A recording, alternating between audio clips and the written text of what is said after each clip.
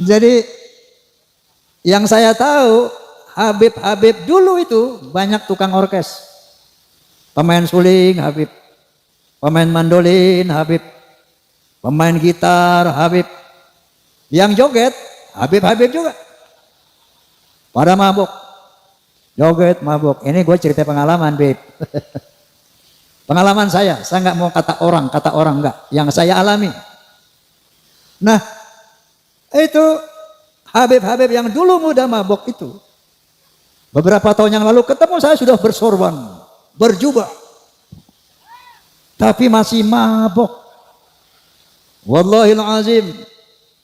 Tidak kata orang, ini semua yang ceritakan pengalaman saya. Pengalaman saya sendiri. Ente keren banget, Wi. Namanya ujungnya Wi, nggak usah saya bilangin nama siapa. Wi, lo jadi ulama, Wi. Iya biasa dah. Kok mulut lu bau minuman sih, Wi? Emang apa? Gua minum masuk aja jadi air putih.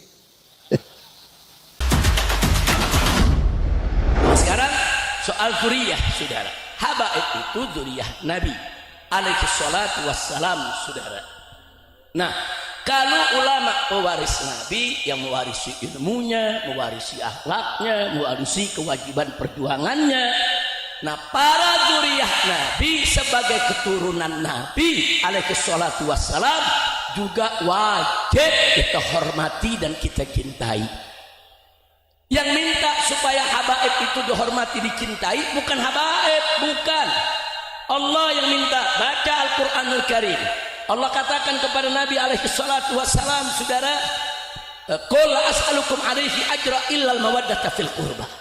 Hei Muhammad, hei Rasul, hei Nabi, katakan kepada kau punya umat, la as'alukum alaihi ajra. Aku tidak meminta upah apapun dari segala jasaku kepada kalian, hei umat Islam, kecuali ilah al-mawaddata fil qurba, kecuali cinta kasih kepada kerabatku. Allah yang perintahkan, bukan habaib yang minta, saudara. Soal sekarang ada orang yang cinta Habib, alhamdulillah. Yang benci Habib, asyukrulillah. Nggak ada masalah, saudara. Kenapa kita bingung? Mau cinta silakan, mau benci silakan. Cinta atau benci, semua ada ganjarannya dari Allah Subhanahu wa Ta'ala. Betul? Betul? Lagi enggak usah pusing. Habib ini ada yang nggak percaya, monggo. Habib ini ada yang percaya, silakan. Habib ini ada yang memfitnah habaib begini, ora opo-opo. Pusing-pusing amat, betul? Betul? Bagi para pecinta habaib, saudara, bagi para pecinta, saudara, pecinta habaib, pecinta ulama, pecinta kiai, mereka nggak butuh dalil. Cinta mereka kepada ulama dan habaib udah cukup menjadi petunjuk bagi mereka, saudara, untuk selalu membersamai habaib dan ulama. Mereka nggak perlu dalil. Tapi bagi para pembenci, orang-orang yang benci, saudara, benci sama kiai, benci sama ulama, benci sama habaib, walaupun kita sudah kasih 1001 dalil, tetap mereka nggak percaya. Nah, jadi percuma membenci dikasih dalil, nggak bakal percaya, saudara. Nah, karena itu, saudara, benci dan cinta ini anugerah dari Allah Subhanahu wa Ta'ala. Nah, maka itu saya ingat sekali lagi, bukan para habaib yang ingin mengemis cinta dari umat, tidak, tapi Allah yang mewajibkan umat ini untuk mencintai keluarga Nabi kita Muhammad sallallahu alaihi wasallam. Makanya Nabi mengatakan dalam hadis Sahih Muslim, di mana beliau katakan, saudara, ini taraktu fikumus tsaqalain, aku tinggalkan untuk kamu sekalian, hei umatku, dua peninggalan yang maha berat. Yang pertama adalah kitabullah, yaitu Al-Quranul Karim, dan yang kedua adalah itrat turunanku sebagai ahlul baitku.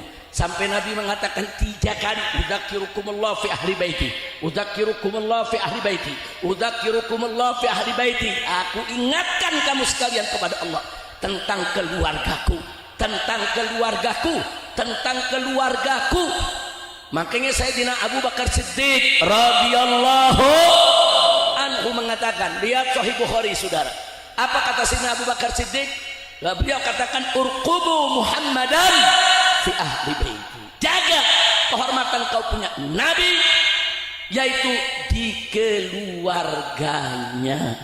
Jadi sekali lagi, perintah cinta kepada keluarga Nabi, perintah cinta kepada zuriat Nabi datang dari Allah dan Nabi kita Muhammad Sallallahu Alaihi Wasallam. Sekarang saya tanya, perintah Allah dijalankan wajib tidak? Perintah Nabi dijalankan wajib tidak?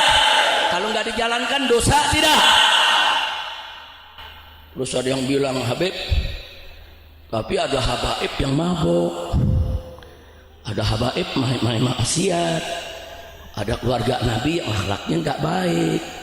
Saudara, keturunan Nabi bukan malaikat, keturunan Nabi tidak maksum, nggak ada yang maksum. Nabi kita Sayyiduna Muhammad Sallallahu Alaihi Wasallam.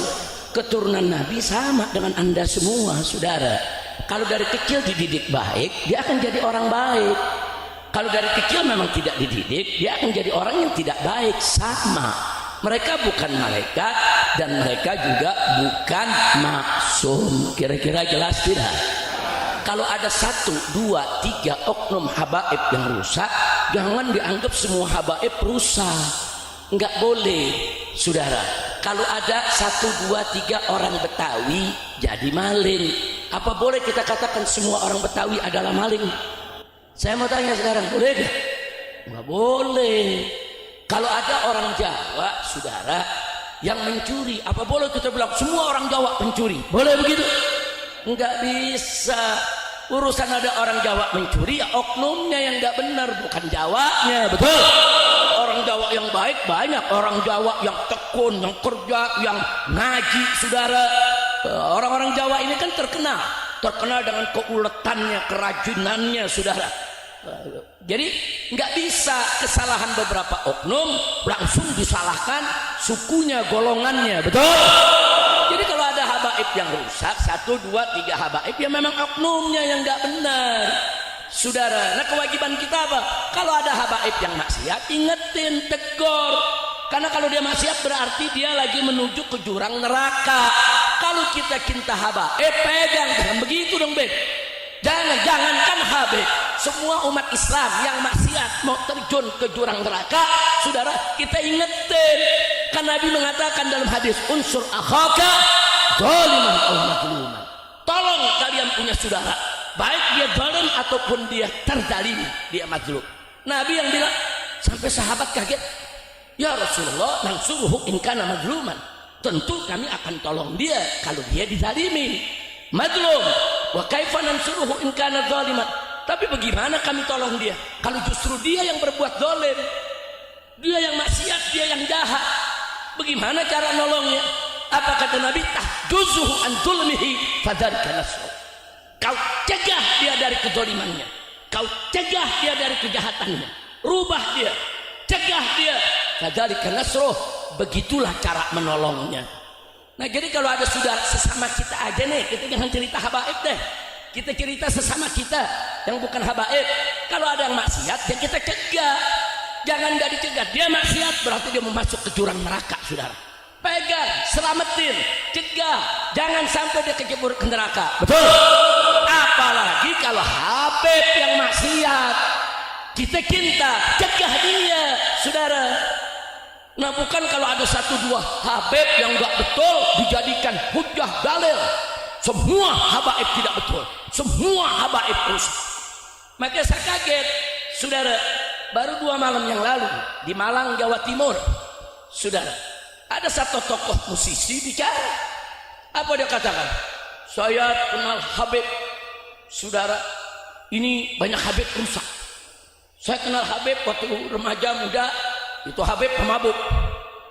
Saya berteman sampai dia remaja tetap mabuk. Saya berteman sampai dia tua tetap tuh habib mabuk, saudara. Nah, akhirnya apa? Dia anggap semua habib begitu. Nah, sekarang saya mau jawab, kalau ente bergaul sama habaib yang mabuk dari kecil, remaja sampai tua tetap mabuk, nah pertanyaan saya, kok bisa bergaul sama pemabuk? Emang habaib yang nggak mabuk nggak ada? Habaib yang soleh ada gak? Habaib yang baik ada gak? Lu bergaul sama yang baik, Seperti Kiai Ahmad, saudara, Kiai Ahmad Giren yang tadi ini saya bikin apa namanya, ikut bikin hallnya. Beliau dari kecil bergaul dengan Habib yang soleh. Sampai remaja teman-temannya Habib-Habib yang soleh. Sampai tuanya sekarang teman-temannya Habib-Habib yang soleh. Karena memang Ki Ahmadnya nyari Habib yang soleh. Nah ini yang ngomong di Malang, saya ketemu Habib temen, ini mabok, yang itu mabok, anu mabok, sampai tua mabok, lalu pilih yang mabok. Kan Nabi mengatakan dalam hadisnya, almar'u ala dini khalil. Seseorang itu sesuai agama temannya. Kita milih teman hati-hati, saudara. Kalau mau jadi orang baik, pilih teman yang baik.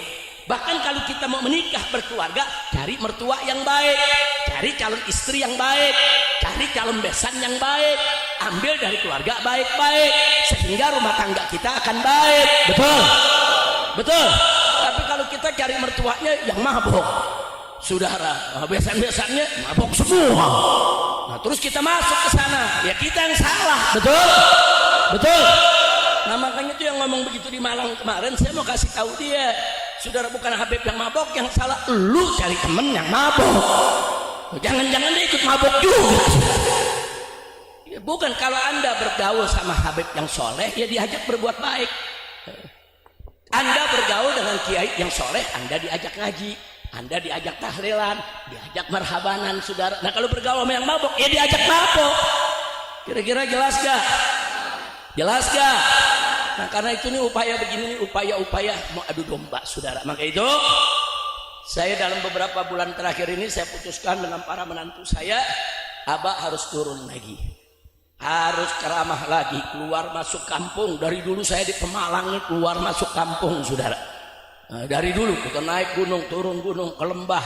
Nah tapi begitu saya lihat sekarang kok mudah banget orang diadu domba, saudara. Nah kita mesti turun lagi, kita mesti satukan umat. Jangan mau umat dipecah belah. Betul? Setuju? Siap bersatu? Takbir. Sallu ala Nabi.